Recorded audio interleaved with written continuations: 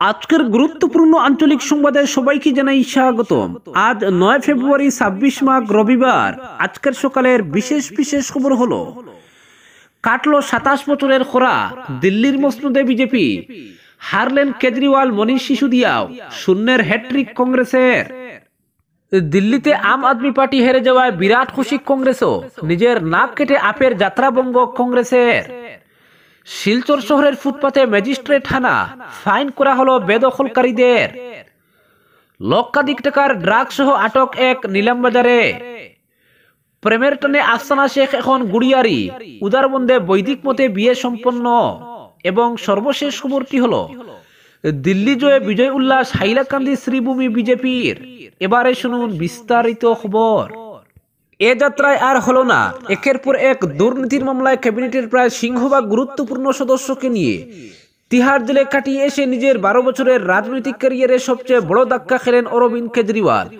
দিল্লির বিধানসভা ভোটে ভরাডুবি হলো তার দলের, ক্ষমতায় ফেরার আর হ্যাট্রিক করা হলো না তার দল আম আদমি পার্টির। 27 বছর পর দিল্লির ক্ষমতায় ফিরল বিজেপি, আর আম আদমি পার্টিকে বিরোধী আসনে ঠেলে দিয়ে এবারও দিল্লি বিধানসভায় খাতা খুলতে পারল না রাহুল গান্ধীর কংগ্রেস। শুক্রবার ভোট গণনা হয় দিল্লির বিধানসভা নির্বাচনের। 70 আসনের বিধানসভায় একাই 48টি আসন নিয়ে দিল্লি দখলের দীর্ঘদিনের স্বপ্ন পূরণ করলেন নরেন্দ্র মোদীরা। কেজরিওয়ালের দল 22টি আসন নিয়েই সন্তুষ্ট থাকতে হলো।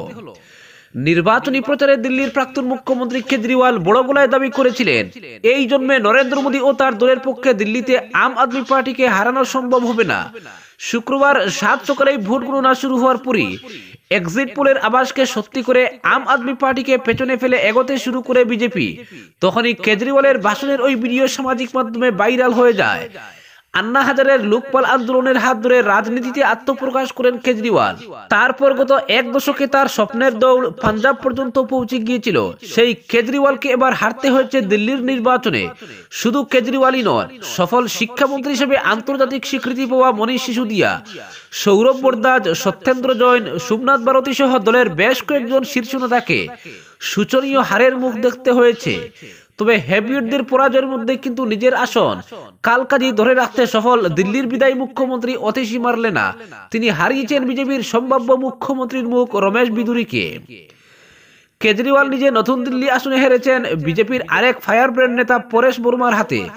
8089 ভোটে তিনি দিল্লির প্রাক্তন বিজেপি মুখ্যমন্ত্রী সাহিব সিং বর্মার পুত্র প্রবেশের কাছে হার মানতে বাধ্য হন। গত ভোটের তুলনায় বিজেপি 40টি আসন নিজেদের ঝুলিতে পুরতে সক্ষম হয়েছে। ঠিক তত সংখ্যার আসন খুইয়েছে আম আদমি পার্টি। কংগ্রেসের আয় ব্যয় স্থিতি গতবারের তুলনায় একই জায়গায় রয়েছে, অর্থাৎ শূন্য। একদিকে যেমন আপ থেকে বিজেপি 26টি আসন বেশি পেয়েছে, অন্যদিকে ভোটের নিজেকে বিজেপি আপ থেকে 3.6% বেশি ভোট আদায় করে নিয়েছে। 1993 সালে 49টি আসন নিয়ে দিল্লিতে সরকার গঠন করেছিল বিজেপি। 5 বছরের ওই সরকারে ছিলেন বিজেপির মোট 3 জন মুখ্যমন্ত্রী। প্রথমে মদনলাল খুরানা, তারপর সাহিব সিং বর্মা এবং শেষে সুষমা স্বরাজ। তাদের কেউ আজকের দিনে বেঁচে নেই। 1998 সাল থেকে কংগ্রেস টানা 3 বার দিল্লিতে সরকার গঠন করে। শিলা দীক্ষিতের নেতৃত্বে কংগ্রেস সরকার ছিল 15 বছর। এরপরই রাজনীতিতে আত্মপ্রকাশ করে 2013 সালে দিল্লির ক্ষমতায় বসে কেজরিওয়ালের আম আদমি পার্টি। এদিকে এদিন হারের পর এক ভিডিও বার্তায় কেজরিওয়াল বলেছেন, রাজনীতিতে কোনো লাভের উদ্দেশ্য নিয়ে আসেননি, মানুষের রায় মাথা পেতে নিচ্ছেন।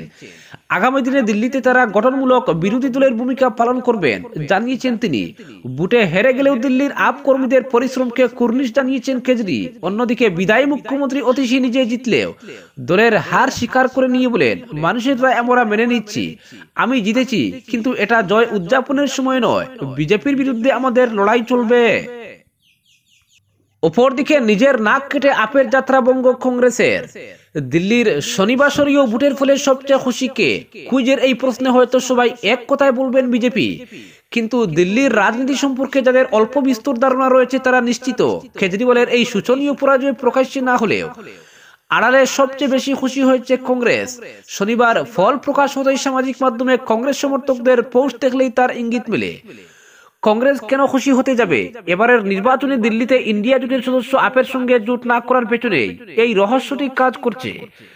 রাহুল গান্ধী একেবারে শেষ মুহূর্তে আপের সঙ্গে সমঝোতার রাস্তা বন্ধ করে দিয়েছিলেন। গত কয়েক বছর ধরেই বিভিন্ন রাজ্যের বিধানসভা নির্বাচনে কংগ্রেসের জয়ের পথে কাটা হয়ে দাঁড়িয়েছিলেন কেজরিওয়ালরা। সে গুজরাট হোক বা হরিয়ানা, গোয়া হোক বা পাঞ্জাব, সব রাজ্যেই কংগ্রেসের বুট কেটে বিজেপিকে ফায়দা করে দিয়েছে আম আদমি পার্টি। লোকসভা নির্বাচনে দিল্লিতে 7টি আসনের মধ্যে 4টিতে জয়ের ব্যাপারে কংগ্রেস নেতৃত্ব নিশ্চিত ছিল, কিন্তু আড়াল থেকে অন্তর্ঘাত চালিয়ে আপ নেতারা সবকটিতেই বিজেপিকে ফায়দা করে দিয়েছিলেন বলে কংগ্রেস নেতৃত্বের কাছে খবর ছিল। তাই কেজরিওয়ালের দলকে একটা উচিত শিক্ষা দেওয়ার জন্য থক্কে থক্কে ছিলেন রাহুল গান্ধীরা। বিশেষ করে দিল্লির 3বারের মুখ্যমন্ত্রী শীলা দীক্ষিতকে যেভাবে কেজরিওয়ালরা শেষ দিকে অপদস্থ করেছিলেন, তাও কংগ্রেস নেতৃত্ব ভুলে যায়নি। এখন আসা যাক দিল্লি বুটে কিভাবে নিজের নাক কেটে এবার আপের যাত্রা ভঙ্গ করলো কংগ্রেস। বুটের পরিসংখ্যান বলছে কংগ্রেসের সঙ্গে আপের জোট হলে শনিবারের ফল উল্টে যেতে পারত। কিভাবে? বিরোধী জোট ইন্ডিয়ার 2 শরিক আপ এবং কংগ্রেসের বুট কাটাকাটির ফলে 14টি আসনে জয় নিশ্চিত করে নিয়েছে বিজেপি। শেষ পর্যন্ত ওই 14 আসনই দিল্লির ক্ষমতা দখলের লড়াইয়ে নির্ধারক ভূমিকায় উঠে এসেছে। একেবারে সোজা কথায় কংগ্রেসের প্রার্থীরা ওই 14টি আসনে ভোট কাটায় আপের প্রার্থীরা নির্বাচনে পরাজিত হয়েছেন। গত বছরের ডিসেম্বরে আপ প্রধান অরবিন্দ কেজরিওয়াল ঘোষণা করে দেন দিল্লির বুটে তার দল একা লড়বে।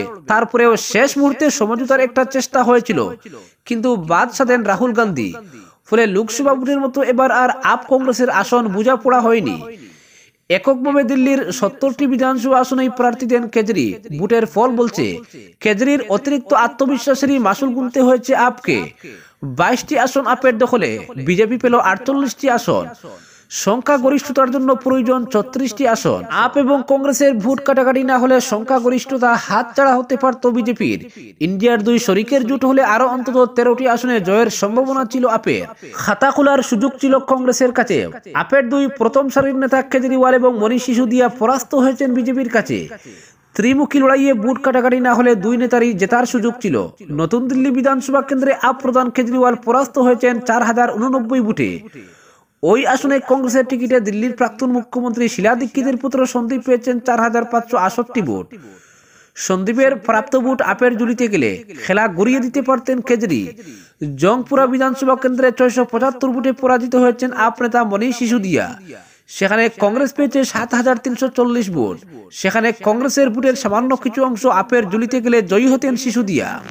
কংগ্রেস এবং আপের প্রাপ্ত ভোট মিলিত হলে এই 14টি আসন বিজেপির হাতছাড়া হওয়ার প্রভূত সম্ভাবনা ছিল। সমীকরণ সেদিকে এগুলো বিজেপির আসন 48 থেকে নেমে আসতে পারত 34-এ। দিল্লিতে 1 দশকের ক্ষমতা আবার ধরে রাখার সম্ভাবনা ছিল আপের। প্রসঙ্গত মুস্তাফানগর বিধানসভা কেন্দ্রে কংগ্রেসের পাশাপাশি আপের ভোট কেটেছে আসাদুদ্দিন ওয়াইসির দল।